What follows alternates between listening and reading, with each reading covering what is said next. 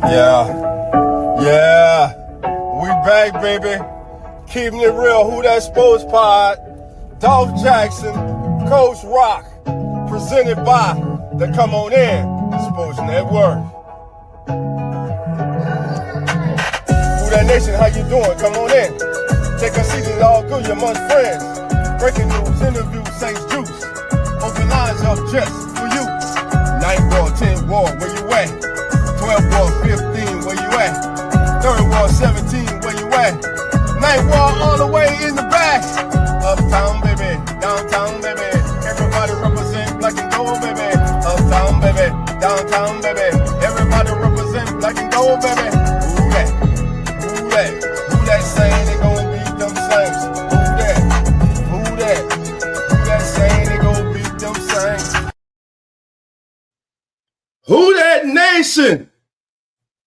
Falcon Nation, rise up and who that in the building, baby. As we just finished watching the New Orleans Saints and the Atlanta Falcons battle. Yeah. For the 103rd time. Falcons take this one. Falcons now lead the all-time series 57-56. You see, I'm in the building with my brother. Hey, today is their day, bro. They whooped our ass. And let me just say this. A lot of y'all were hating on me this morning when I took off my fan hat and put on my analyst hat. And I said the Falcons will win this game. You are what your record says you are. And have we not been watching the same team since the summer? So with that being said, I'm going to turn it over to my brother and let him introduce himself to those of you who may not, for some reason, not know who he is. What's going on, chat? What's happening? What's happening out there in St. I'm not gonna say that because I catch a whole lot of heat from my side over there, but but yeah, you all know who it is. It's E-Man from Atlanta FAlcons Pandemic. I mean, all up on YouTube, all on Facebook, Twitter, and all that type of good stuff. Just about every platform. But it's good to be in here, man, to share this platform with you. It was a good win for us, but this was a typical Falcons Saints rivalry game. It was a good game. The score didn't show how close it usually is, but I mean, outside of those two missed kicks, was it 2 or 3? Was it 2? I think it was 2. It was 2. He missed 2. 2 missed kicks, a fold down. Yeah, but outside of that, man, I mean, it was actually a good game, and this game could have went either way. I mean, we was on our 5-game skid. We lost 5 in a row. You guys were looking good, but we actually thought you guys were going to pull this thing out across the Falcon content creators. We thought you guys were going to actually pull this out, but it turned out to be a good win for us. We saw a whole lot of different things that went down that didn't normally happen, but hey. I take a W anytime. Got you, man. Man, let me just say this. These are 2 football teams that ain't good, and one just happened to be worse than the other right now. When I looked at this game and coming into the season, I say that coming into the season, the Falcons were a talented football team. Yeah. On paper. But once again, the season has started, and after some big victory, especially after that victory against Buffalo, everything was looking up for you guys, and then all of a sudden it's like the bottom fell out. For us, the bottom fell out the day we hired our former head coach, and it's still falling out. But they have finally admitted to themselves that they are in a full rebuild. So what I wanted to see today, really I tuned in to see was Tyler Shuck. And for my who that's out there, let me just say this. It's a very small sample size right now. But I got to say, I like what I see. I like what I see from the kid. Yeah. Now, other than that, I mean, we got some stuff to talk about because we got a first rounder on the offensive line who continues to get his ass whooped. This is the kickback, Yeah. and we gonna kick back. We ain't no holds barred. Come on in, say what you want. Listen, Cowboy and myself, we gonna put the link in the chat.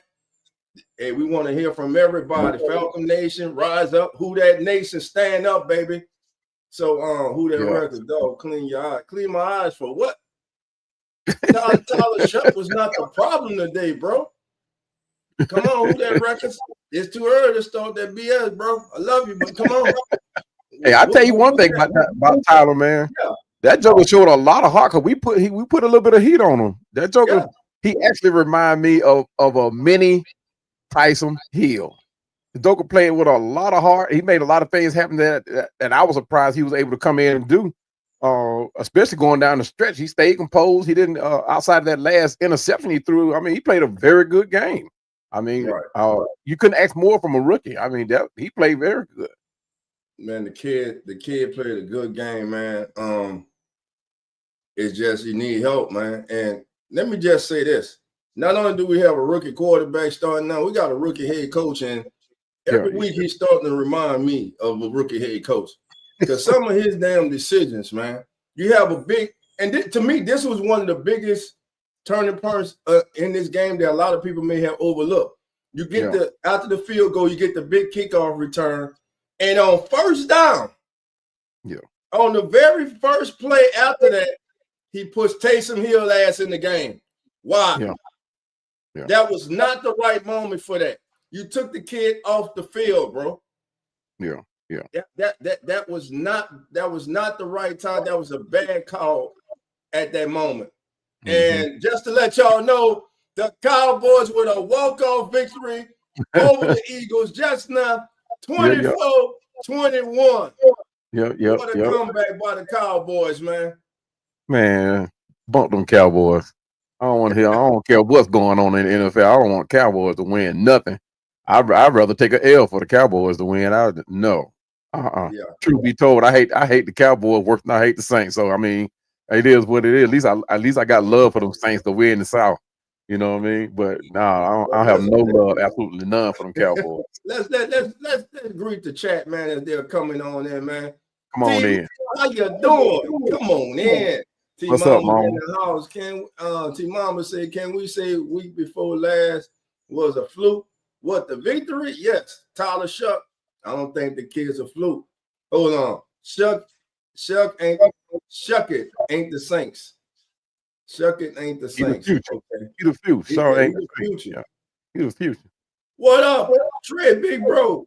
What's on the coaching staff is because of the funky stink. Well, listen, we know about the management, the front office.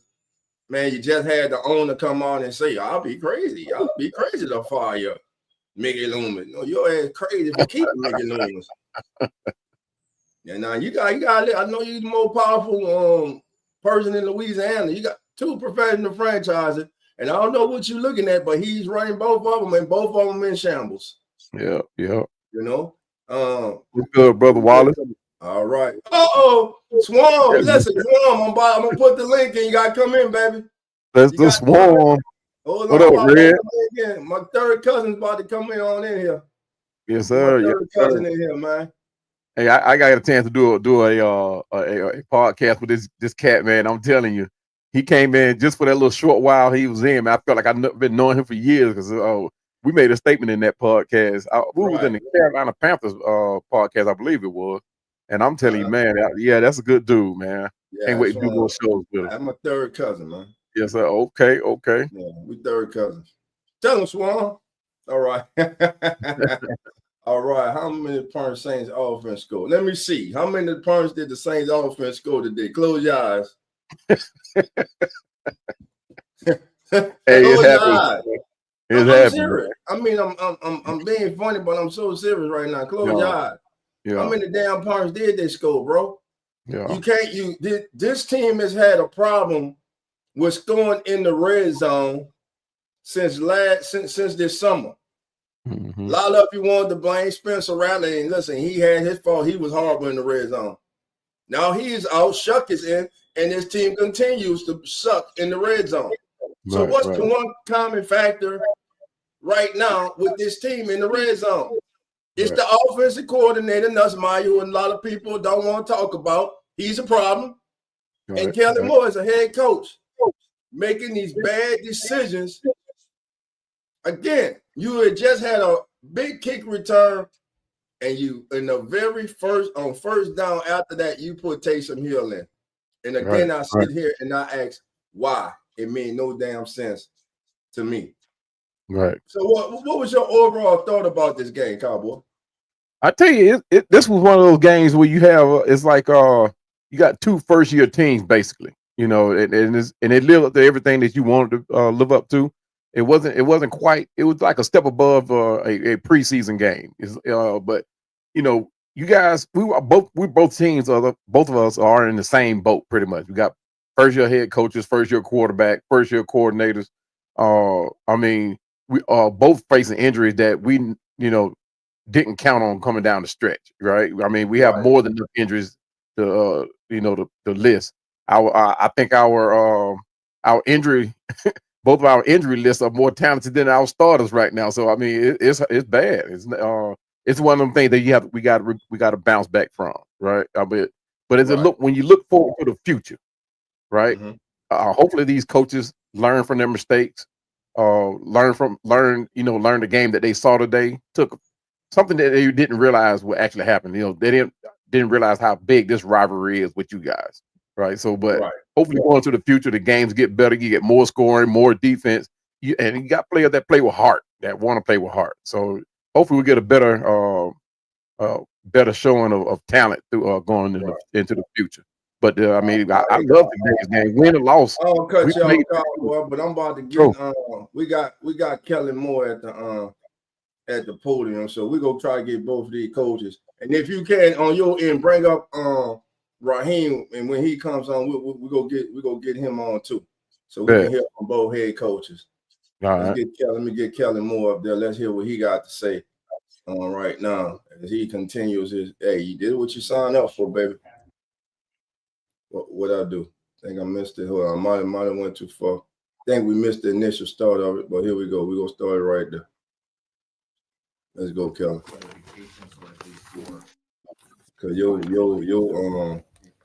your play call and selection and spotty at times. Yeah, we'll just evaluate that as we go. Obviously, it's an important thing we'll have to evaluate. First, really dig into what happened today as far as let's communicate at a high level. Let's go through that process, understand how the outcomes occurred, and then we'll obviously evaluate, and there'll be another day to continue to discuss that.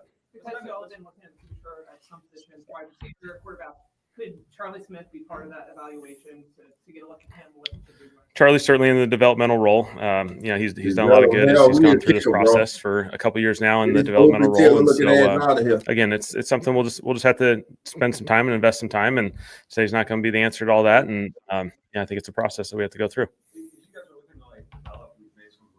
Man, he's kicking 68% on the season. Yeah, just some of the run game stuff. Felt like it. It's a numbers game down there, and gaining Taysom, and red zone's on me. We're not getting it done. So it's as simple as that. We're not scoring touchdowns down there. 0 for 3 today, had a huge impact today, and so we got to find a way to get it done. Like Tyler getting those reps, is there any future talk though, investing in that maybe in I think always the goal is still to win the football game, and there's plenty of opportunities that obviously Tyler goes through that are hard situations and challenging situations, and there's just plenty of stuff in there that red zone wise, I felt like there would be some good opportunities. Felt like the game in the +1 situation, there's a lot of evidence support it would be a positive manner. It didn't come out to our outcome, and so certainly there's more opportunities that we'll have to evaluate Tyler. There's plenty of games that we're going to get to evaluate him in those situations, and that'll be an important part of this process.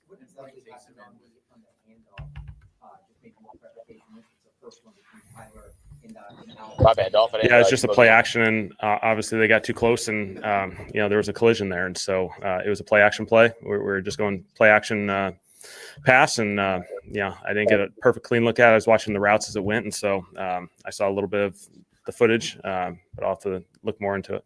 The incomplete pass on 4-1 with Taysom. Yeah. Utilizing him in red zone. Yeah. Run game, but having him slow as opposed to Tyler, who goes to that. Yeah, run a lot of direct runs to Taysom at the quarterback position. Felt like there was a play opportunity there, and ultimately that's on me. Didn't work. So. How did you just feel like this was a game with just so many missed opportunities? Yeah, there's missed opportunities. Credit to those guys. They made the opportunities. They created, enough explosive plays in the game. They made the stops in the red zone. We had our opportunities like a lot of games, and it's just a matter of those small, low margins we got to take advantage of them. How would you describe this as a play caller in this game? Is it frustrating during the course of the game, or do you still feel like you got a bunch of things working? How would you describe, I guess, self-evaluation, the job you did as a play caller? Yeah, not good enough. Obviously, we didn't get down on offense.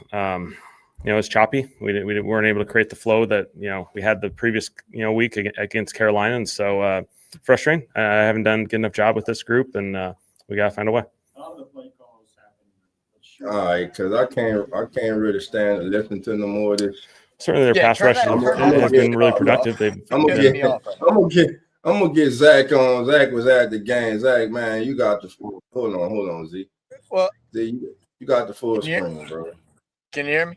Oh, you got the full Yeah, we screen. can hear you. But look, like I want to double up from what Cowboy was just saying. It was like it almost seems like a step up from a preseason game. Obviously that Right. Falcons are banged up. They got more injured today, which that sucks for them. Just trying to be in the middle pack of conversation. But we didn't even have people. But goddamn, I don't need this bright ass light. Skylar's trying to get background light. Look, this is my thing. It's people in the crowd were joking about how this looked like a high school game. That's what it looked like. You talk about a team big return from Pettis, missed field goal, drive down, not a great drive. We had nothing going on offense. Get into field goal range, another missed field goal. Second half, they turn it up. We get upfield, we're kind of moving, we're doing things that we need to do right. Get to the 1 yard, not once, but twice, and we can't convert. We can't score a touchdown. Make that shit make sense. You know what I mean? It's frustrating, and like listening to Kellen Moore makes me more pissed off, like a mellow kind of coach or whatever.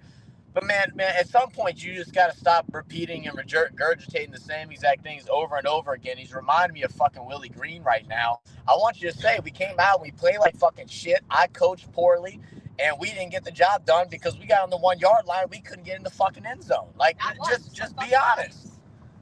Right. But that's what I mainly got to say. But how you doing, Cowboy?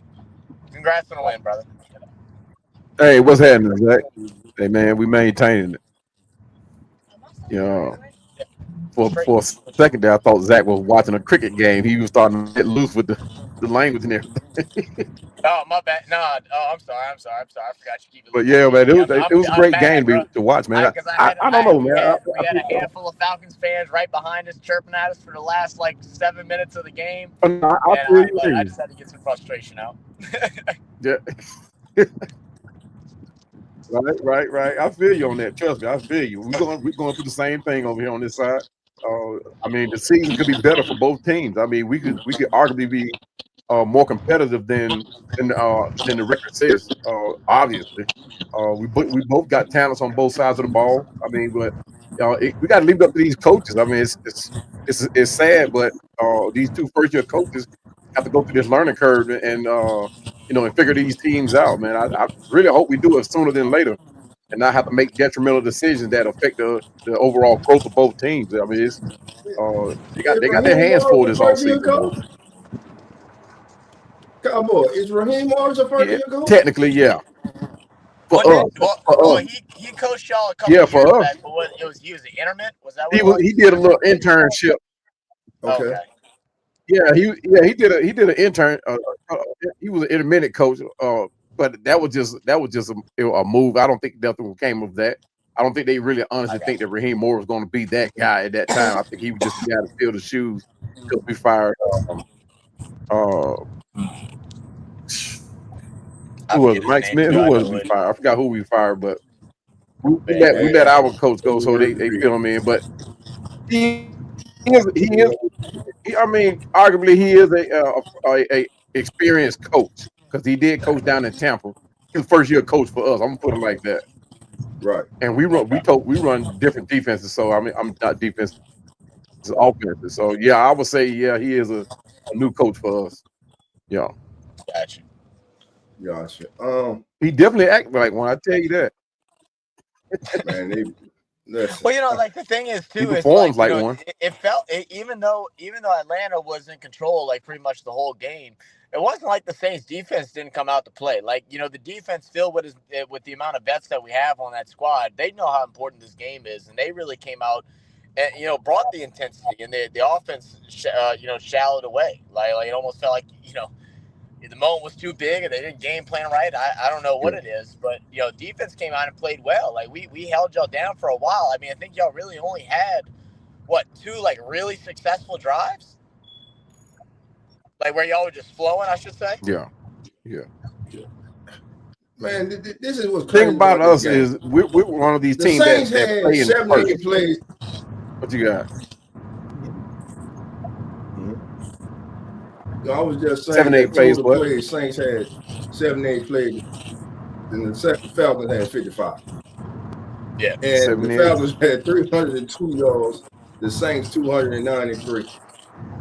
Total You know, and yards we go back looking at the struggle we've had on third down. We only converted, I think, 4 out of like 15 third downs or something like that. Right. And It was bad. And just looking at the box scores, man, listen, I'm gonna tell you the biggest to me, the clincher was his 2nd and 24. You guys got the intentional grounding, and B. Jones gets 34 after They being the set up bump great blocking on that play. great blocking on that play. Mm-hmm. But still the man gets 34 on 2nd and 24. And then the next play, Sugar Free gets burnt by Donnell Mooney for the touchdown, because I told y'all I ain't calling his ass that word, because he's sugar free. You know what I'm saying? He ain't got no sugar in him, baby. I agree. I started yelling Oh, at the man. game, dog. I said, "Oh, there Yeah. goes Sugar Free, leaving players Yeah. wide open again down the field." Yeah. Everybody Sugar-free looked at me, ass. started laughing. I was like, you know, at Yeah. least it's the Tulane kid that got in. So like, there was some weird mix of cheers and stuff like that from that, just because, you know, he's a Tulane kid. But hell, man, it was like he was wide open. As soon as they set that play up, I said, "Oh, they're going for a deep ball here." Everybody in the stands knew it. Everybody on the field had to have known it. Kool-Aid had one job and leaves them fucking 3 yards open. I'm sorry. Now on the broadcast, they highlighted Justin Reed, who had his eyes in the backfield and so could have been responsible for that deep middle of that field. Mm-hmm. You know, so that could have, you know, that's a possibility too. But still, in all, man, you can't give up that big play. In 2 plays, they in the end zone. To me, that was the game. That was the match. And also, Hakeem Richards was getting his ass whooped all day on that right side. We got a former first-round pick in Cesar Ruiz, who just continues to get well, bro. I mean, they got to fix this offensive line through free agency. I had everybody laughing at the game, Dolph. I said, there you go. Four first-round picks wasted on linemen that can't block. I mean, Penning is no longer there, but it don't matter. It's still a part of it. 4 first-round picks, and Chuck's got 3 seconds to throw the ball every single down. They even went ahead, and they knew the pressure was so bad, they dropped Juwan Johnson back there to help blocking with Devin Neal, and they still couldn't get more than 2 to 3 seconds to get that ball out. You know, it's just bad, man. It's bad football. It's bad football. Go ahead, Cowboy. What you got? Yeah, but y'all got to remember too now. Y'all got to remember one thing. We drafted a pair of rattlesnakes that are crazy. I mean, what's his name? James Pierce Jr. and Jalen Walker. Right. Those 2 guys. You talking about something that adds to the defense? I mean, our front line was already stout, and then you add a pair of guys like Walker and Pierce Jr. That just add to it, and you put that up against another rookie line. Oh, that's crazy. That's crazy. I mean, they, for the most part, and you guys pretty much, I'm not going to say you guys played that good as far as offensive line. You saw the improvement, but you were able to make plays. Tyson Hill, if it weren't for him, I think it wouldn't have been that bad. I mean, it wouldn't look that good as it did, because Tyson Hill is all Saints, man. That joker there. I hate when I see his name on the roster as a starter. Give him here. Y'all can have him. Give him here. I'm just talking. But let me see. Taysom is not the same Taysom Hill. He's coming off he's that major Well, injury you know, from the last thing is year. that yeah, it's so He don't predictable, have the man. same Like, explosiveness, bro. You yeah, know, yeah. I think it's gonna it's take him just so another dang year. predictable. And McCoy snapped it high to Taysom Hill 2 times. 2 times that Yeah. ball was That snapped wasn't high. McCoy. One McCoy's ended out. up going over his head, but there was one prior to that that also almost went over his head. And he just barely grabbed it. But the thing is it becomes a situation where it's 4th and 1. Whatever. We're down at the 1 yard line. We're going for all 4 downs. Like, at some point, you got to pull out a play action. You got to pull out something a little bit different. Like, I actually really like the design run for Tyler Shuck that got us to the 1 yard line. Prior that second time that we got down there, it was a really well designed play. It was something different. It caught everybody off guard. I mean, Shuck. I would like to see Shuck put his shoulder down and actually get into the dang end zone. It didn't happen that way, but like that was something that was different. But every other play was same. We were just like, run up the middle. Okay, Taysom, let's see what he does. Whatever. It's repetitive, man. But I think that would be on your OC because everybody knows when you put Tyson Hill at quarterback. One thing he's not going to do most times out of 10, he's not throwing, he's running. So that will be on the on OC to be like, hey, look, let's get some variation here. Let's not be too predictable. Let's throw it a couple of times. Even if we're not going to expect Tyson Hill to throw a long bomb, but you can expect him to throw through a tight end. You know what I mean? But they tried So to, I mean, you gotta on the forward down. They tried to, and they got batted. On the forward down, he rolled out like he was running. You got batted. They got batted. You know. But my thing is, I was talking about like in the short yardage situation that he was in. We knew he was running. That's why we stacked the box on him. We knew he was running. Everybody. It was a no-brainer. Everyone did. He don't never hand the ball off. Yeah. The prior week against Carolina was the most he ever handed the ball off to Elton in his Saints career. He always keeps the ball. It's too predictable. But my thing is, like I was saying earlier, I'm back to that big kickoff return. That was a bad decision to pull that kid off the field on first down and put Taysom Hill in there. Yeah, I didn't get to see that because I was just grabbing food. I think whenever that happened, I came back and I saw on the screen that we had got a big return, and then I came back, I grabbed my food, paid, went, sat down, and Falcons had the ball back, and I was like, wait, what? I was like, what the hell happened? I was like, was it a fumble? What went down? But turn out we missed a field goal. Some with a high momentum swinging moment inside the dome at home, and you miss a field goal. Right. Come on, man. Got to be better. Got to play better football. And your kicker has the lowest percentage in the NFL. He's making his kicks at a 68% clip. Why is this man still on the team? Yeah. Why?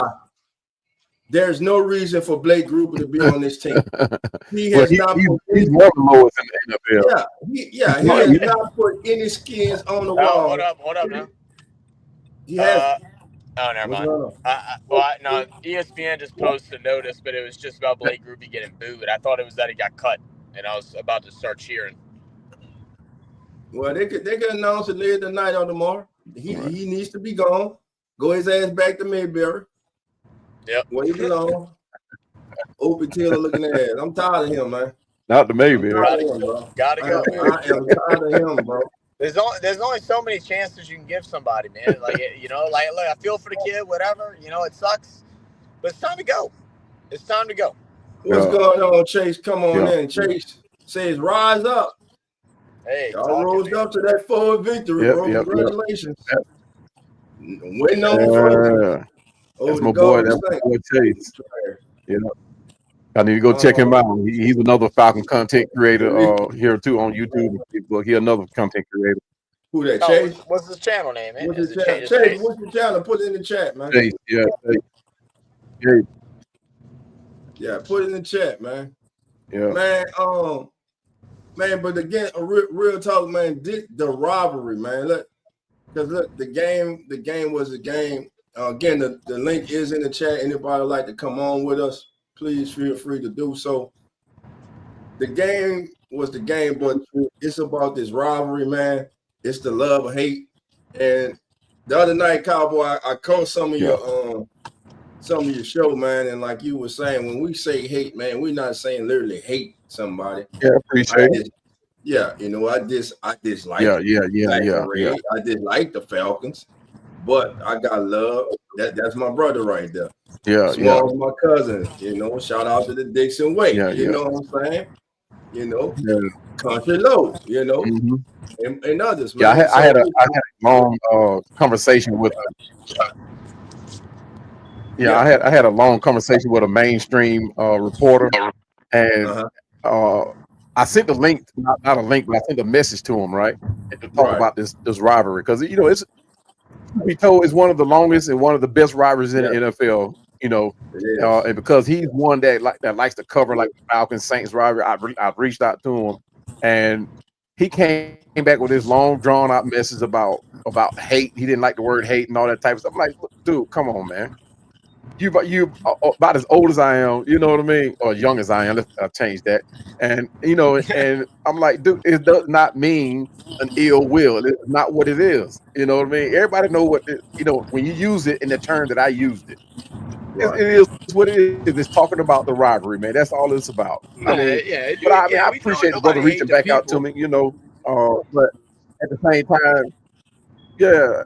I mean, it's not. I got family members that are Saints fans. I got friends that are Saints fans. I got a brother from another mother, and you guys that are family from another platform that are Saints fans. I'm like, it's no ill will, man. I don't have ill will towards nobody. I don't want to shorten my life like that. You know, this is not.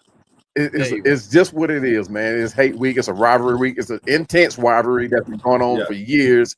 And I'm a longtime fan, so yeah, I'm gonna use that word hate, but not in the sense that he wants to use it. So, I mean, I appreciated him though. Anyway, reaching back out to me, but it's okay. It's okay. Maybe he said he'll come on and do another show, just not that one. But it's all good. It's all good. we still got it in though.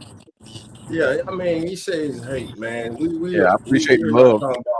Really hating. You know what I'm saying? Listen, it's a fierce, intense, passionate rivalry between two teams and two fan bases who love their teams.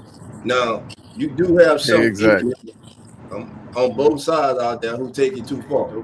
But again, my phone about to die, guys. yeah. Roll out here, but I'll catch y'all next time. Good catching up with you, Cowboy Dolph. I'll let y'all later, guys. All right, man. Y'all be safe getting home, man. All right, go man. Appreciate it. No, there you go. Just boot me out, Dolph. Because all right, I'll kick you out, bro. Get out. Love you. Get out. All right, that was my boy Zach, host of Real Fan Sports, RFS Saints, man, and part of the Come On In Sports Network. He was live at the Saints Falcons game today. This is a joint podcast of the Atlanta Falcons Fandemic and the Keeping It Real Who That Sports podcast. I'm Dolph Jackson, the host of the Keeping It Real Who That Sports podcast. I threw it to you. Catch it, Cowboy. I threw it to you. I missed that. I missed that. What's his name? Rewind. Who was his name? We go rewind. I'm Dolph Jackson. Old Falcon receiver. Host of the Keeping It Real Who That Sports podcast, and I'm joined by. Hey man, look, and I haven't even started drinking yet, man. This is E-Man, a Cowboy. Hey, rise up, help your boy out, man. Hey man, look, I'm concentrating on this. Hey, look, I'm concentrating on this Corona that got the sweat going down the side of it. I haven't touched yet. He having a victory drink. Now, I know some people are laughing. I know some people are laughing right now at this. You know what? That's what I'm gonna start doing when it's time for me to take a sip. I'm just gonna. Yeah, there you go. Just tap your hammer like Richard. But y'all know who it is. This E-Man from the Falcons Fandemic, y'all. Yeah, we in the house. We're gonna look at this game, man, as a stepping stone to the next season. Both of these teams are huge rivalries. For those of you that missed my show yesterday, you can go back on YouTube and look at it. All it does is talks about the rivalry, and we touched on this game this game that we just watched. So just come on in and let's talk about this Atlanta Falcons Saints rivalry. It's a long-term rivalry, and a lot of people don't know how the Saints rivalry started. You know, it was a good way for it to start. But we made up the NFC South. We are the original two teams that made up NFC South. Tampa Bay didn't come along until later on. Carolina, you guys, most of you already seen know when they came on, but we make up the NFC South. The NFC South would not be without the Atlanta Falcons and the Saints, and we both wanted to claim the South. So, and that's pretty much how it got started. And the one game that it all stems from, and we started talking trash from that day on. With the first game against y'all, and it was 62-7, I think. With the Falcons being came on out victors on that, but after that, it became heated. After that, and like I said, it was a hate-love relationship between us because we were actually, like I said, we made up the South. So you talk about two cultures that were eerily similar. Both of us had had our own cuisine coming in. Both of us had our own height. I'm gonna say it like that for all you young kids, but we all had our own culture, right? But like I said, the NFC South, we both wanted to claim it. So and right now we got like the most heated rivalry in the NFL, regardless of what the main media is saying. I mean, we had the rivalries like the Dallas Cowboys and the 49ers and the Raiders and the Jets and all that back in the day that were rivalries, but this rivalry here, you cannot talk NFL rivalries without talking about Saints, Falcons, football. And truth be told, we had a rivalry that almost got started with the Dallas Cowboys and also one with the 49ers back in those days when they were trying to heavily push the NFC West. So, but yeah, I mean, when the Saints and the Falcons rivalry jumped off, guys, really, we actually started like this heated thing when you talk rivalry football. So yeah, man. I mean, let's talk about it. I want to know how many people were around back then. And this thing got started. So but this this rivalry, I don't want you to drop your age in the chat. Just put a thumbs up if you know. Yeah, it's like but this, yeah, man. I mean, it's a good rivalry, man. This rivalry is like a college atmosphere, man.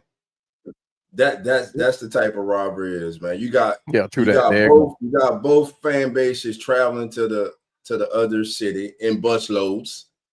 You have fan bases now, though one's in black and red and the others in black and gold, who have now become virtually family because of seeing each other year after year at the game. They have changed numbers. They have become lifelong friends.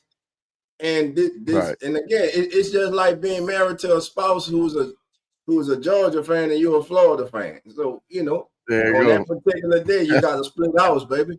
Yeah. And it's just like that. But again, this rivalry, man, it goes back. I remember the Big Ben.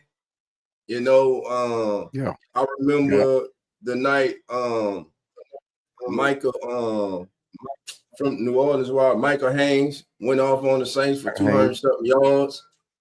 You know what I'm saying? I remember the year the Falcons went to the bowl for the first time with Jamal Anderson and doing the damn dirty bird, and they bird their way all the way to the Super Bowl. I remember them days. Hell, I'm young enough. I mean, old enough, young enough to remember. Young enough. CBS NFL Today was my show, baby.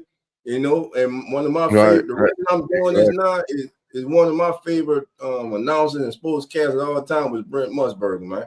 And I used to wait for them Sunday mornings when the game come on, NFL Today come on, and you hear Brent say, "You are now looking live at whatever state it was." Man, that hyped you up for the day, man. You know what I'm saying? Then Herb Cross on there with him. You know what I'm saying, man? So, this rivalry goes back, man. You had a lot of great players in this rivalry. This rivalry means a lot to a lot of players. You have players who have played on both sides, like today, David Onyemata. This was his 19th Saints Falcons game. Think about that. Then think about this. One of the greatest kickers in the history of the National Football League, forever be a Saint, even though he went to Atlanta, Martin Anderson. Yeah. Martin Anderson kicked for the Saints and then went to the Falcons.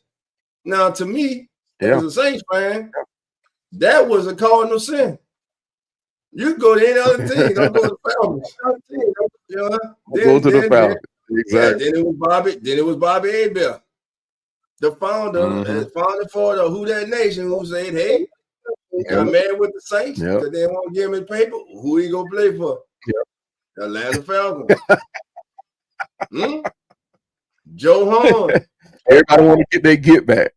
Yeah, everybody want to get their get back, man. You know what I'm saying, man? But it's and now we got Caden Ellis. Man, you got Caden Ellis came from you guys. You had Caden Ellis, Anya Mata. You had our Anya Mata. Yeah. You had the damn defensive line coach. At the time. Nielsen. Yeah, Ryan Nielsen. He was a good one too. Yeah, Ryan Nielsen is a good head coach, man. But man, again, I was for him didn't keep him. Yeah, but like Cowboy was saying, man, you got two teams that right now, realistically, well, I know we not going nowhere. Now, what I hope is that a lot of y'all out there in the black and red, please don't let this win over the 2-9 Saints go in your head and think you about to get back in the playoff race. No. We already know it, brother. Yeah, we already know what it is. The best we can do is 10-7 on the season, probably. But mathematically, we already know that it's going to be one of the things we know we out.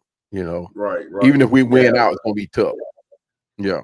Because we've already lost. We lost 2 games against Carolina. Lost the 1 against Tampa Bay. And we got to go see them again. We got to come see y'all again. It might be a different result. So we got to come to y'all next time. Matter of fact, it's the last game, final game of the season. Saints and the Falcons. Yeah, final game of the season. Final game of the season, man. But y'all won't have to worry about playoffs, though. Y'all ain't worry about it. Y'all won't be fighting for 10-7. Don't do it to yourself. Like I said, it's a typical Falcons Saints rivalry. Don't do it. You never know. I know that. Different results. Hey, I know both of these teams will be picking in the top 12 in the draft. I guarantee you that.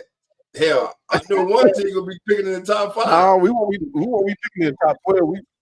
We gave out. We already. We've already swapped our first pick. Well, hey, that was a good move by y'all, man. Kids paying off. Man. And I think we still can get some great players with the remaining picks that we got. But a lot of people think that we should combine our picks to move up. But I wouldn't do it. I wouldn't do it. I'm going to trade. Oh, you know who else I forgot that we got from you guys? Who that? Terry Fontenot.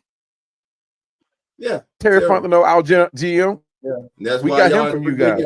Yeah. Why y'all in predicament? Y'all he learned from Mickey Loomis.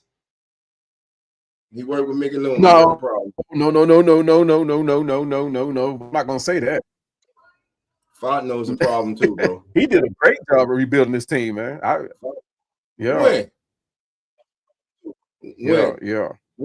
I think he did a great job with us, though. When y'all made the playoffs since he been there? He didn't really have to rebuild it. He really didn't have to rebuild it. He had to restructure.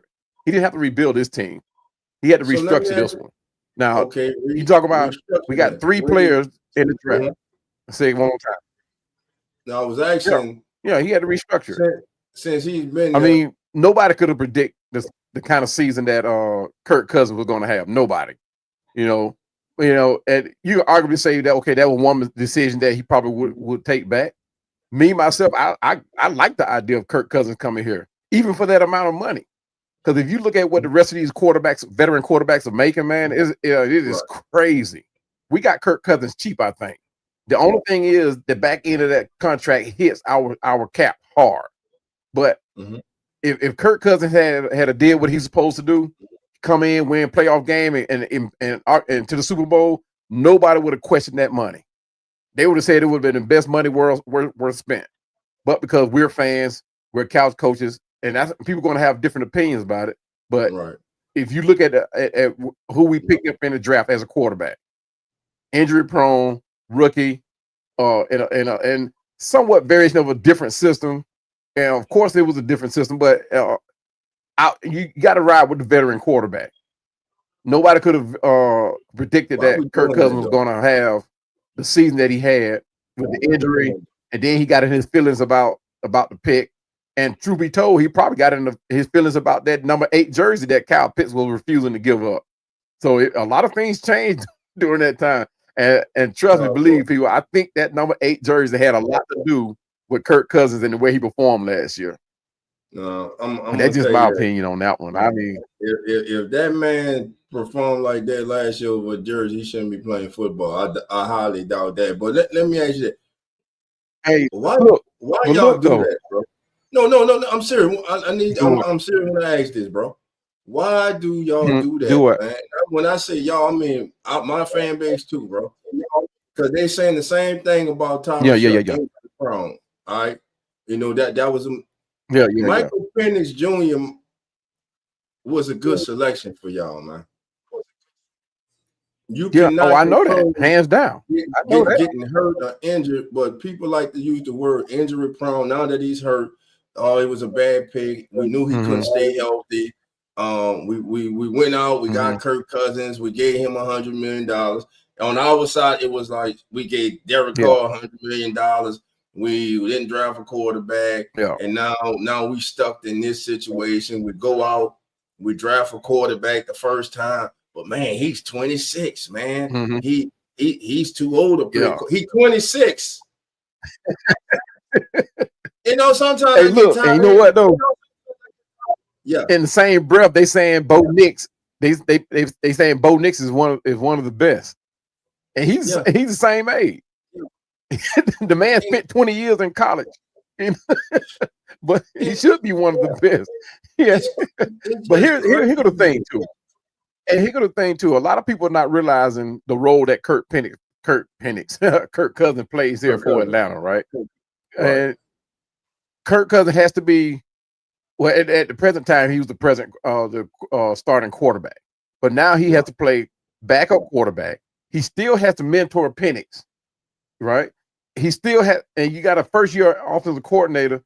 Now he got to babysit him, and he got to still remain in shape and in tune with what the offense is doing, and keep this Michael Penix doing what he's supposed to do. I mean, he playing like 3 different roles. So I mean, that $100 million, man. I'm like, we spent that. I mean. It was either him or who else. Who else you going to pay that to? Who's the offensive Tannehill? No. Who's the offensive coordinator? Zach Robinson. Zach Robinson came from the Rams. First coordinator. When he was hired from the Rams. No, last year he came to y'all last year. This is his second year. Yeah. Second year. So my thing is, when Zach Robinson came, he was one of the most coveted young coordinators out there. You guys got him. Last year we had presumably. Last year we had that ain't what y'all was saying when y'all got him. It wasn't presumably then. It was like we got no. I don't know who said it. Yeah. They said it. I don't know who said it. Because you might not say he was not the offensive coordinator with the Rams. No, he was no, I didn't say well, somebody may have said it. I'm just saying for the most part, everybody was suspect. He was a highly coveted assistant. He was not looked to be the next great offensive coordinator. Yeah, and he was highly sought after. Hell, we was in the market for him too before we went with Kubiak. We got Kubiak, and after 2 weeks last year, and you think he was the greatest thing sliced bread, but then we saw what happened after that. Now he's going to Seattle. They had a great start to the season. They winning. You know what I'm saying? But it goes about it all has to do with you got to be whether a player, coach, or whatever. It matters the building you in. It matters the culture you in. It matters the players you have. It matters the coaching staff who you work with every day. Everything has to align, man, to be a good football team, man. Yeah. And right now, like I said, go ahead. I'll finish after you. Go ahead. Yeah, but here's the reason why a lot of people had so much faith in Zach Robinson, right? He came in with the Sean McVay's playbook, right? You went out and you got a quarterback who could play either one. He could play the West Coast, he could play the Sean McVay, and Kirk Cousins. He could play either one of them. Now you went out and drafted a quarterback who plays out of that Sean McVay system. So now you're thinking like, okay, we put this thing together. We found people that we don't have to come in and introduce to a new system. So we drafted this quarterback high at number 8. So when as a fan, you looking at this thing like, okay, we already got a foot in. We got the head a heads up on everybody. With we don't have to really train nobody. It's just a matter of developing chemistry. And we thought with Zach Robinson, who has coached in that Sean McVay system. And then you got Raheem Morris, who was on the tailcoat of one of the greatest coaches in football today, and Rams coach. I can't remember his name, but then you got a quarterback who plays in that system, and then you got a backup veteran quarterback who can play either way, who can teach that system to Penix. We thought we had a whole system going here. Like we couldn't lose. And on paper, you got Drake London, Bijan, Darnell Mooney.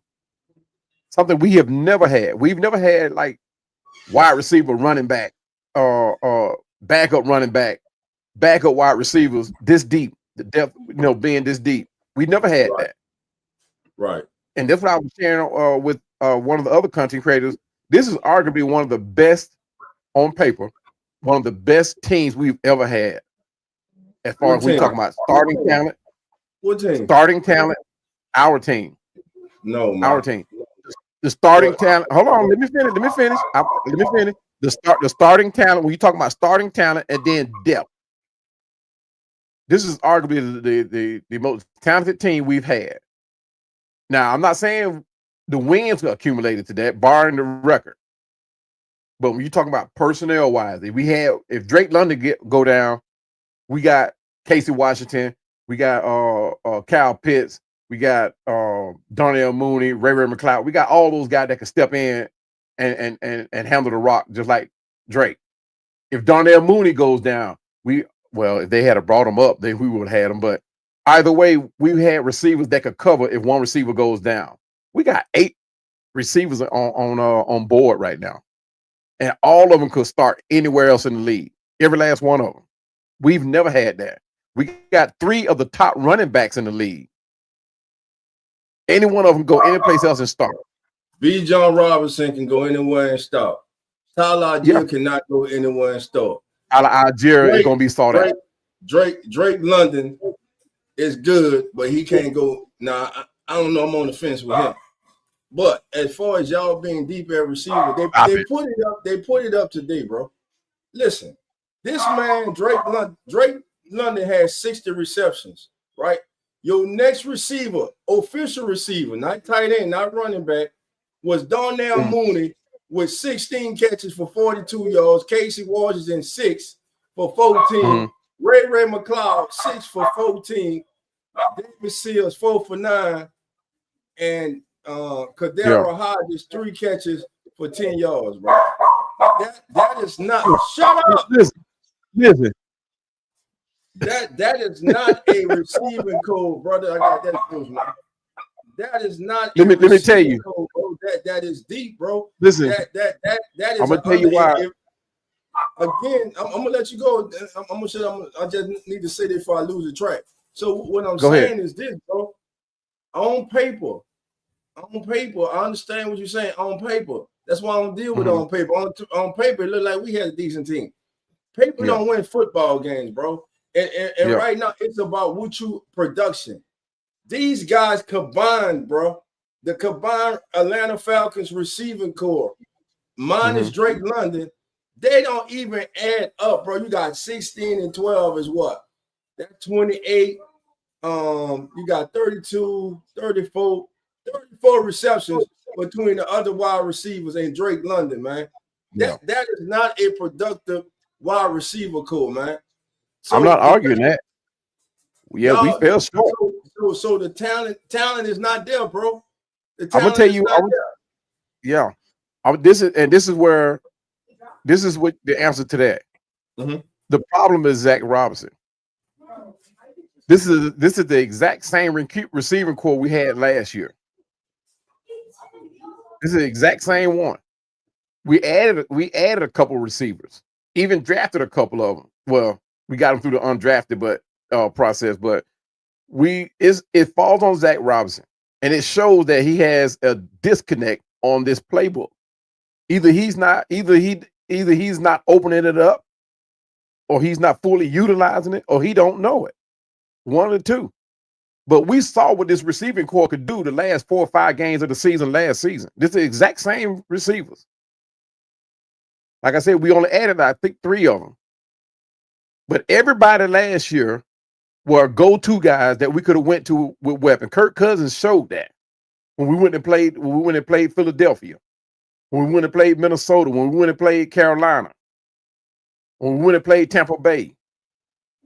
Kirk Cousins showed what we can do with these receivers. So it's not the receivers, it's not the personnel by a long shot. It is definitely the offensive coordinator. No, man. No, It's don't do the that, Cowboy. You too smart for that, bro. Don't do that. No, No, bro. You cannot let these players off the line, bro. No, I'm not because we've had. How Zach don't know his own playbook? No, players need to be held accountable. You can call the right play at the right time. If they do not execute, that's on the player. These players have not stepped up for y'all. Just like the Saints receiving core have not stepped up for them. They have not stepped up for y'all, bro. It's just that simple. 34 receptions between all of them, the same guys from last year. That's pathetic. I am not. Bro. Trust me, I am not. Put that on the offensive coordinator, bro. I am not holding off accountability. I am not holding off accountability. I am the one that will hold accountability. Now, the thing is, and we've had some drop catches that should have been caught. However, when you look at let's take it, for example, the game today. Yeah. The game today, if Michael Penix had played today, you would not have seen Michael Penix on the center. He would have been in pistol all game long. And that's the big difference. And you saw what Kirk was able to do. Michael Penix could do the exact same thing, if not better. We saw that last year. Trust me. And the receivers that produced for us last year, when you saying Kadero Hodge, when you saying Chris Blair, Casey Washington, these guys are not playing this year.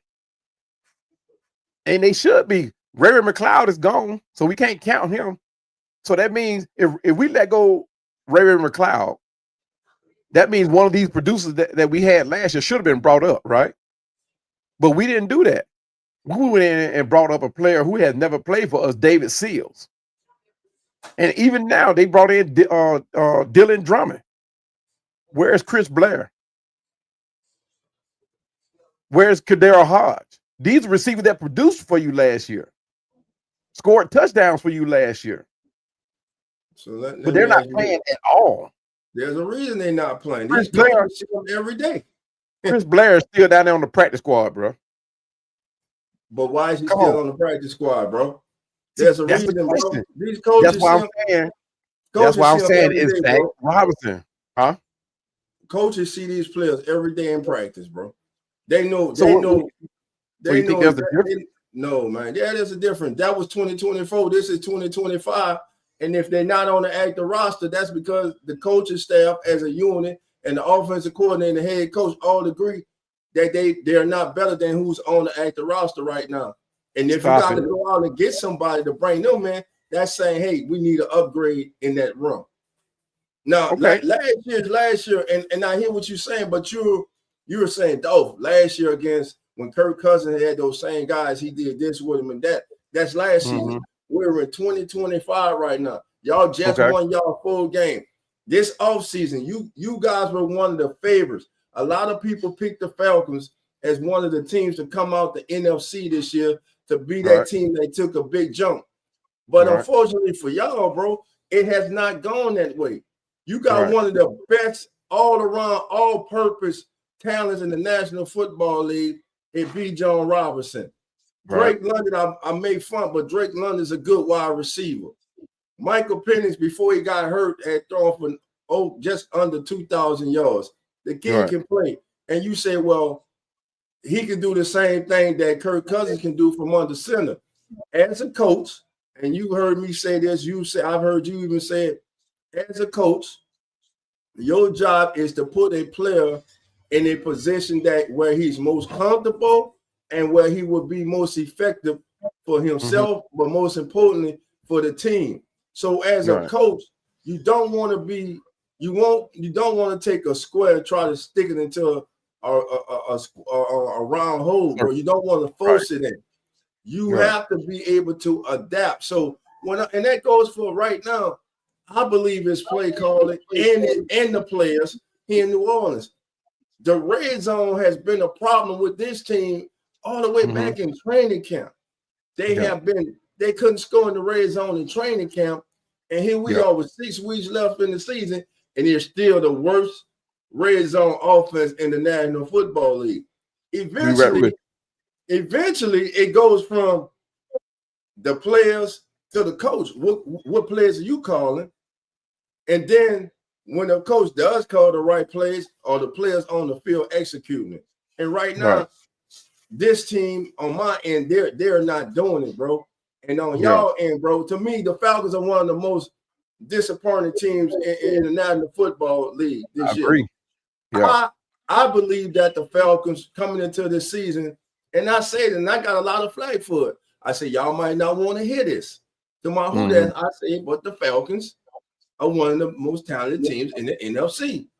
Right. All they need is good quarterback play and show up that defense. Right. The problem with the Falcons is they're inconsistent. They don't show up at the right time. You get a big win against Buffalo. Right. Then you come back. How the hell you get shut out by Carolina? 30-0. Right. You know what I'm saying? How the hell that happened? That's my point. That's my point. But the coach, you don't get a field goal. You don't get a that's field my goal. Point. Look, that's my point. Look, when you watch this game here, I truly believe that Kirk Cousins called his own game. I truly believe that. I truly believe he called his own game. I think Zach Robinson, when another thing that you saw too on the sideline, when Michael Penix goes to the sideline, whether he had a good play or bad play, when he goes to that sideline, most of the time, I tell you 8, 9 times out of 10, you're going to see that quarterback go to that sideline, pick up that pad, and his offensive coordinator is right there. I don't think you will find out a footage this year where Michael Penix and Zach Robinson showed that type of relationship. Now today, they kept the camera on Kirk Cousins on the sideline. They showed Zach Robinson in his face the whole time. There's a disconnect, bro. I mean, it's Zach Robinson. I'm telling you, and a lot of Falcon fans would agree that if Zach Robinson is here at the end of the season, or should I say by the end of the season, he's not gone. We don't want to win. Because he is the orchestrator of this offense. He has that playbook. And if you look at that playbook, it is the most successful playbook in the NFL. And everybody that's using that playbook is successful right now. They're winning. Nobody has a losing record. You don't have a losing record. Who else using McVay offense? Tampa Bay uses it. Philly uses it. Philly uses what? That McVay system. They don't have that spread offense. They have that Sean McVay. They offensive coordinator was with them last year. He banged up Kellen Moore. Kellen Moore was there last year, and Kellen Moore didn't come from McVay, Trey. Even when Jalen was there, just because you didn't coach with him, don't mean you're not using the playbook. You're using the playbook. Shanahan uses it. Shanahan his daddy made the playbook. So I mean, no, he's using Sean. He's using that. That's all in the same system. All that is under the same tree. His dad too. All of that is under the same tree. Bill Walsh playbook. Yeah. All of that is we call it the Sean McVay because he's the one that has won Super Bowls with it. But it's Bill Walsh's playbook originally. It's Bill Walsh's playbook. But everybody who's using that playbook is winning and is successful. If they have a mobile quarterback, they are winning and are successful. Now, it's all about the personnel, though. Yeah, but the thing is, we got if you Zach Robinson, why are you trying to fix that what's not broken? Right? Kadero Hodge was one of these players is probably one of the best third down receivers we got. He proved that last year and the year before that, and he still produces. Chris Blair, same way. He came into the season being one of your best wide receivers. Another bad coaching decision. Our kicker, him and Younghoe Koo go head to head in practice all through preseason. He came in. We got this man from across seas, from Germany. This man beat Younghoe Koo all season long. He beat up on him. But when it comes down to making the 53-man roster, you keep Younghoe Koo and you place this man on practice squad. Your Lenny Craig, you put him on the practice squad. Now, mind you, any player that you pick up in the international waters, you have one player that you can pick up that does not count against a 53-man roster. Yeah, we got one. Jordan Smith. Why we don't have this man kicking field goals? We don't went out and got 3 other field goals and ain't gave this man a shot. Now this man here kicking 70-yard field goals. Yeah, in practice. It don't matter. This man, hold on. I take that back. Yes, it is in practice, but if he do it in practice, give him a shot on the field. You giving everybody else a shot. He's the offensive coordinator, not the special team coordinator. Yeah, that may be true, but the fact that you have went from Younghoe Koo, you let him go, but you go outside the organization and you brought in more kickers that can't kick 70-yard field goals to save their life, and what has been shown, they can't kick 40 and 50-yard field goals.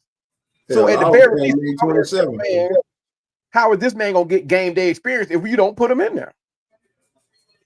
Yeah, did the special team coordinator or head coach say he needs to be in there? Yeah, he obviously need to be in there. We lost games because we couldn't kick field goals. Listen to what I'm asking. Has the special team coordinator and the head coach say, "Hey, it's time for him to be in the game," and have they started him? No, they have. I'm pretty sure they have. They see him every day, bro. We got Charlie Smith. I know exactly what you're saying. We got Charlie Smith, strong leg. He's an international player. Everyone right now, we've been early in the season, we were calling for Grouper to go. Now, definitely after this game, for some reason, beholds to us. And so I know how you feel with that one. He's still on this team. We're gonna go outside most likely and bring in kickers for trials. Right. We got a kid right here on the kick. Listen, we're in a full rebuild. We ain't winning. We ain't going nowhere, so it can't hurt to see what he can do. What he can do. Game. You know, so I'm with you on that. But again, if the special team coordinator and head coach don't make that call, we can't see him. And that's why I'm putting it all on Zach Robinson. Now, Raheem ultimately is the head coach. Yeah, he ultimately is the head coach.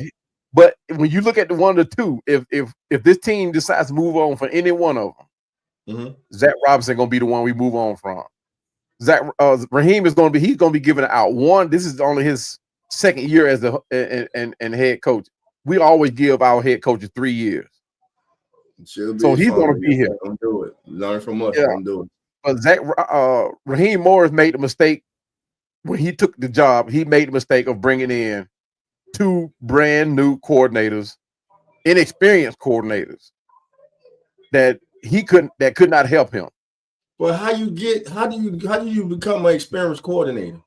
Because every experienced coordinator right now was an inexperienced coordinator at one time. I give you that. And coming in as a new head coach, bro, that's just like you.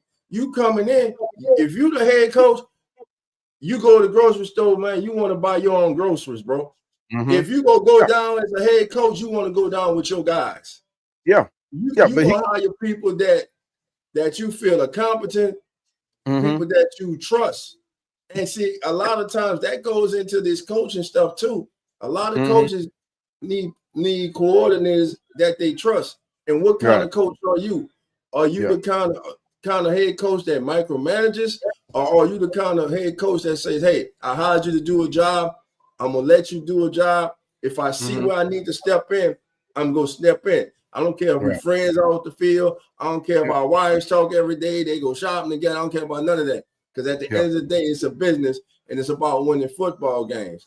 So my thing is, bro, like I've said it and I said it. I'm gonna say it again.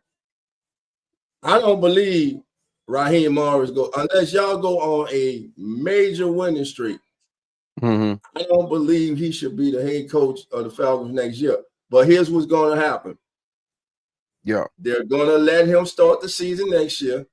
And if things go bad, then they're going to fire him in the middle of the season. Then you're going to have to promote an interim head coach. Then you're going to have to go at the end of that season and start searching for a head coach. Then you're going to hire that head coach, and then he's going to have to come in with his people, and then you're going to have to let him try to build his foundation and build his program up. That's what we're going through here. I'm telling you, bro. I'm sitting here and I'm watching it, and I see it. Yeah, that's how we've done it. That's how we've done it. And now, to your point, if I'm a head coach, I'm a first-year head coach, right? If I'm coming in, I'm not going to play the buddy system at all. Right. If I want to keep my job and I want to bring in competent coordinators, veteran coordinators, that if I can't come up with an answer, I can lean to my coordinator and say, "Hey, I need your help. What do you think we need to do?" He can't do that. Raheem Morris cannot do that. Zach Robinson cannot do that. Jimmy Lake at the time, he could not do it. Who he gonna turn to? What do you mean? His offensive coordinator. This dude can't tie his shoes. And Raheem Morris can't coach. Raheem Morris not a head coach, bro. Listen. He's not a head coach, bro. Everybody is not head coach material, brother. Yeah, that's the point that I'm making. I'm a head coach who's first-year head coach. Matter of fact, Dion did the perfect thing. Dion said, "Hey, I'm first-year coach. I'm going to bring in guys that know what they're doing, guys that can get the job done." And that's what he did. That's why he's so successful. He didn't play the buddy system. He could have very well have went out and got Mike. He could have very well went and got Michael Irvin. He could have went and got Michael Irvin. Successful way, Colorado. Yeah, Colorado ain't successful. Colorado losing. And Jackson, he was successful down there too. Now, hold on. Now let's give the man some slack. This man is bringing about a program that couldn't win a game. Yeah, they won one game in the last 2 seasons. So he has been turned. He has. They won. How many they won this year? I don't remember this. I know they won more than one. More than one. They might won 3. I mean, but the competition is a little different too now. And he said himself coming in, he said he needs 5 years. He needs it. He said in 5 years' time, he'll be able to play against different competition. Got to build them trenches up. That's what they. That's what he said. That's what he said. He said, I don't have the trenches. I don't have the linemen. That's what he said. Now, the thing it is, he brought along people that he can say, okay, if I'm at a loss for an answer, I can lean on this guy. Right. Now, mind you, he has a head coach, 2 head coaches on his staff right now that have coached in the NFL. That's telling me he's went out and got veteran leadership. People he can turn to. To me, we can't do that. To me, what you're saying is you're giving Raheem Morris a pass, bro. No. Because you were saying that, he can't turn his off. No, he hired Zach Robinson as his offensive coordinator. He sat down with this man. He interviewed this man. He spoke to people about this man in the league. the Falcons were not the only one interested in this man. This man, Right. listen, if you're any kind of coach in the NFL, you are knowledgeable. All right. Right. So this man to be considered as one of the top candidates to be an offensive coordinator in the National Football League. That means Who consider him? A lot of people, bro. We ain't gonna do that. Who consider Zach Robinson to be a top coordinator? Man, a lot of people did, bro, including the Falcon fans, including you. When y'all were going out to get him and sign him, y'all did. Bro. Y'all did, bro. A lot of people did. Look, I'm not gonna make it a bet, bro. I'm not gonna make it a bet, but I'll give you $1,000. I'm not gonna make it a bet, but I will give you $1,000 and you can find where I have said that Zach Robinson was the best guy for us right there. Who the only coach that I had, the only coach that I had expressed confidence in was Raheem Moore. That was the only coach. I didn't express no confidence in Jimmy Lake. I didn't express no confidence in Zach Robinson whatsoever.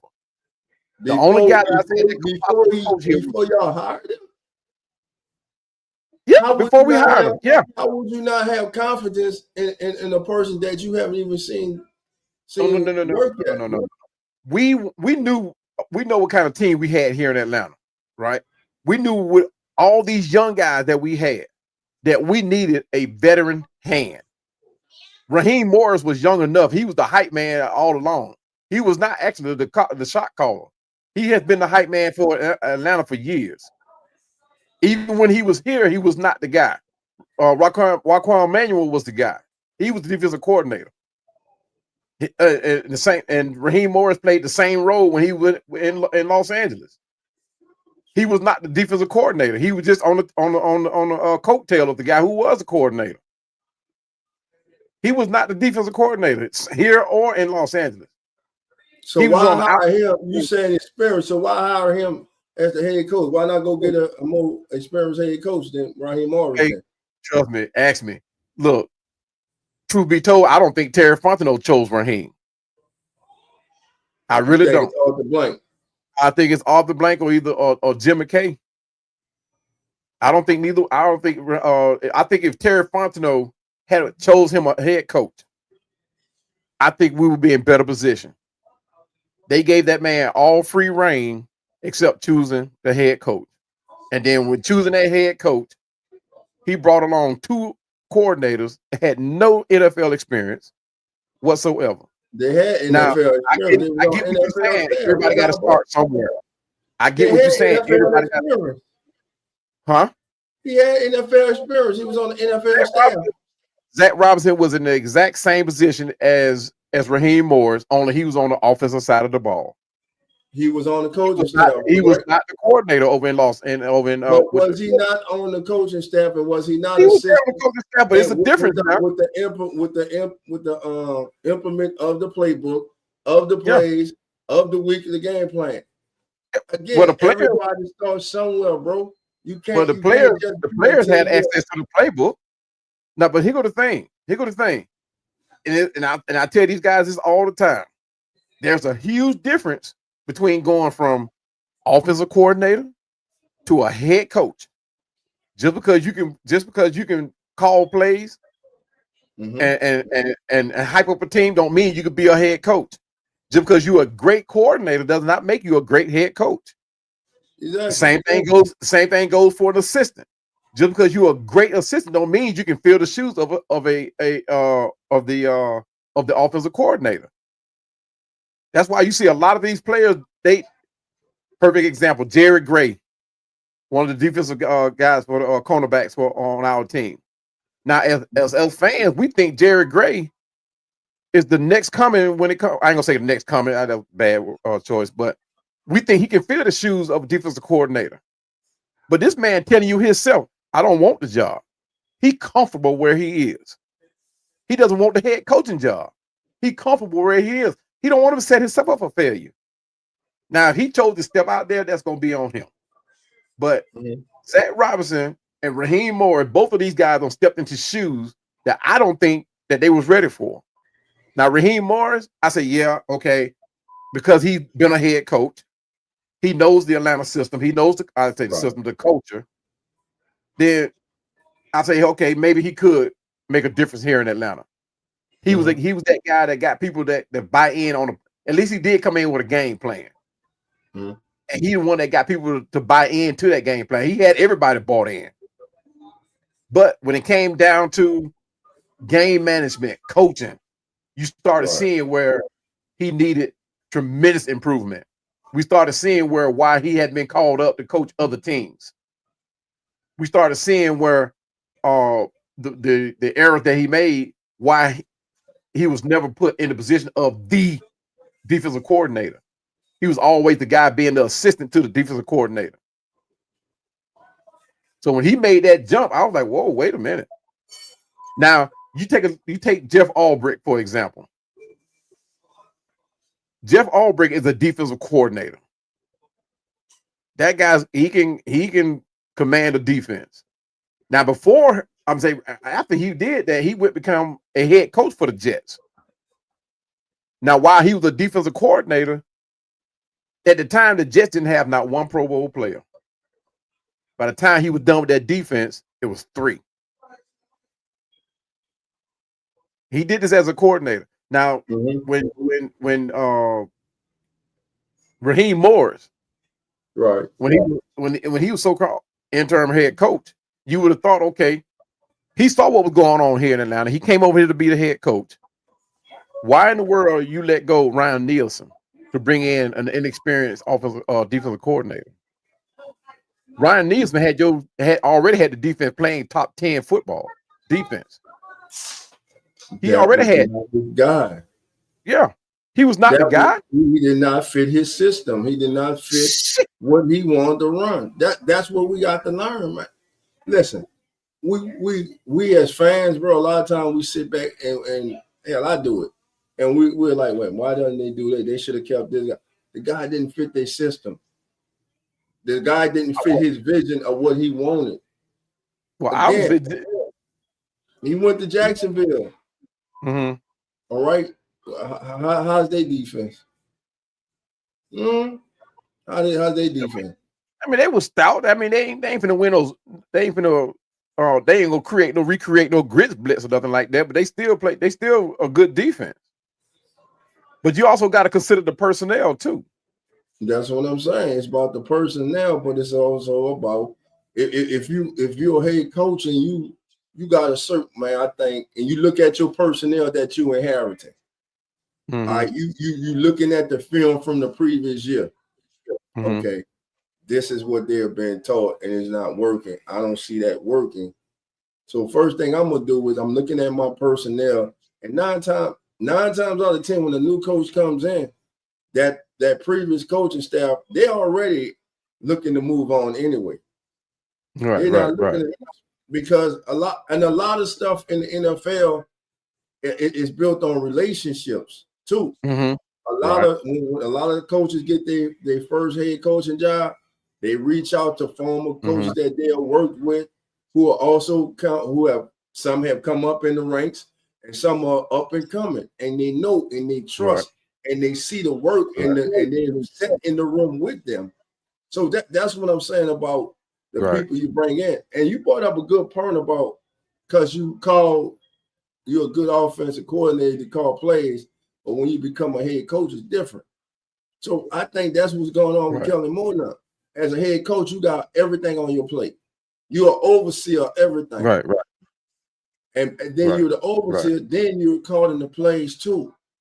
And right now, he hasn't found his rhythm, I believe, as a head coach. He has not found his rhythm as a head coach. He said today it's on me. Yes, it's on you now. I have to find a way for us to score in the red zone. So far, everything that he's been coming up with has not been working. That's maybe he's calling the wrong play. He's putting the wrong players out there. And then the players that are out there, they're not executing. It's just that simple. Right. So that's all I was saying about that, man. But listen, this is the Atlanta Falcons Fandemic and the Keeping It Real Who That Sports podcast post-game. Falcons defeat Saints 24-10, now lead the all-time series 57-56, man. If that's not a rivalry, man, I don't know what it is. One of the most slept-on rivalries in the National Football League. It doesn't get a lot of fanfare nationally, but those who witness it know what type of rivalry this is, man.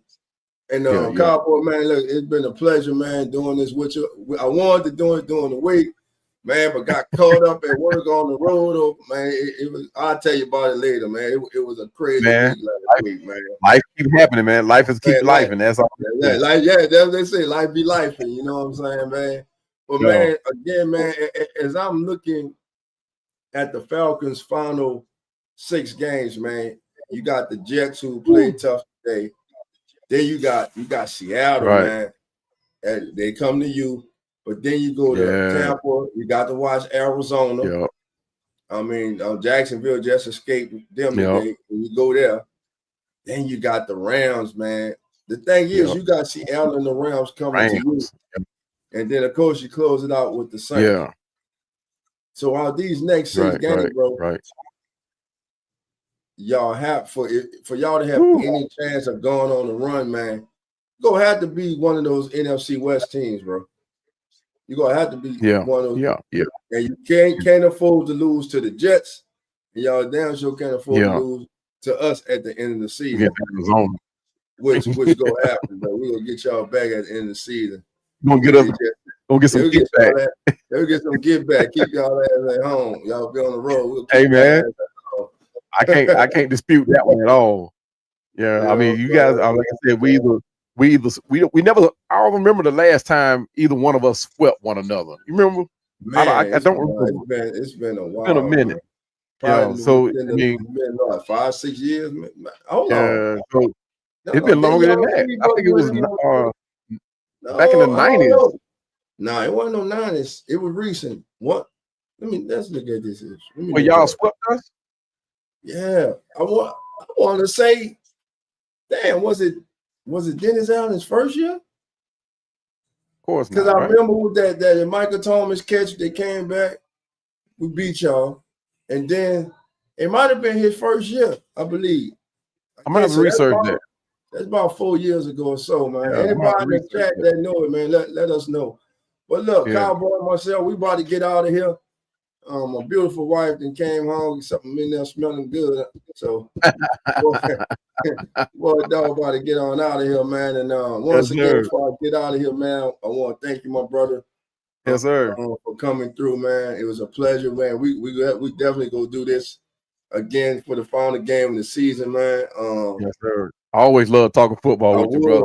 I would say good luck to you, but you wearing that ass black and red, so I can't do that. But nah, man. Listen, Falcon Nation, man. Let me tell y'all something. If y'all are not subscribed to this man's channel, I don't know what y'all are waiting for. My brother, he does a great job. He's informative. He's professional, man.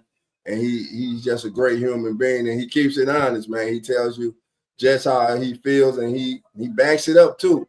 He got receipts too, man. You know, he got receipts, baby, because people will fact check you. You know, yes, sir. That part. Hey, one thing about me, I love learning the game. I never stop learning the game. So if you fact check me, hey, trust me, it's gonna be taken to heart. You know what I mean? And we form a relationship from there. So. Like I said, I mean, I don't downplay it at all. I love being fact checked. Yeah. I don't get onto the internet a whole lot. I get a lot of stuff I get from me watching the game over the years too. So so like I said, if you fact check me, man, trust me, I take it to heart, and we formed a relationship. I got a guy. Matter of fact, he's on the Harper LaBelle. He's a former long snapper for the Falcons. Vincent with 100 yards of football. You talk about a historian of the game. And I'm talking about baseball, college, NFL. This guy, he does nothing but share knowledge. I mean, this guy. Matter of fact, I'm gonna let you link up with him because you kind of remind me of him too. So, but this guy here, I mean, oh man, the history of sports. Right. I think that's why they named that show 100 Yards of Football. That him and Harper LaBelle formed a relationship, and they have their own show. And they've interviewed people from like Bobby Butler, William Andrews, I mean, all the guys from back in the day, Stacey Bailey, all they interviewed them all. But I hated that dude.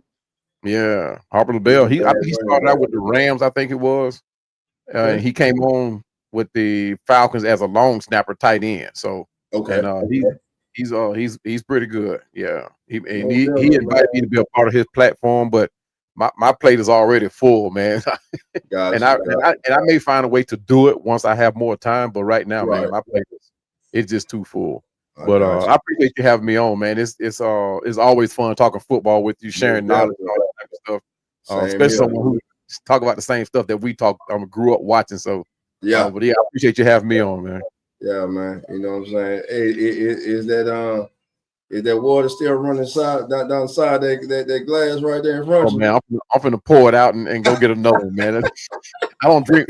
The last time I drank some warm beer, man. I was in school, man, and mom was calling to make sure I had breakfast. I was like, "Yeah, mom, I had breakfast." And she said, "What you have?" I had some eggs and some sausage I had left over in here. While at the same time, as soon as I hung up, I drank a warm beer and a couple slices of pizza and went to class. So that's some of the nasty stuff. Warm beer. Man, what? Hey, remember that scene on Good Times when Sweet Daddy bought them a refrigerator because they gave him that warm beer. Warm beer, yeah. A lot of let me go. We done lost a lot of them just now, bro. We lost a lot of them with that right there, man. Yeah, man. My brother, once again, thank you, my man. Enjoy your evening, and I'll be definitely reaching out to you during the week, my friend. Much love, brother. Appreciate it. Much love, man. Best to you and the family, man.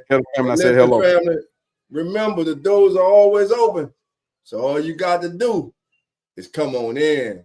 Come on in. We out. Rise up, baby. Let's go. There you go. That rise up. I think I'm gonna let him get out here with that rise up. We out. Okay, we out. Yeah. We back, baby. Keeping it real. Who That Sports Pod? Dolph Jackson, Coach Rock. Presented by the Come On In Sports Network. That Nation, how you doing? Come on in. Take a seat, it's all good, you're amongst friends. Breaking news, interviews, Saints Juice. Open lines up just for you. 9 ball, 10 ball, where you at? 12 ball, 15, where you at? 3rd ball, 17, where you at? 9th ball, all the way in the back. Uptown, baby, downtown, baby. Everybody represent black and gold, baby. Uptown, baby, downtown, baby.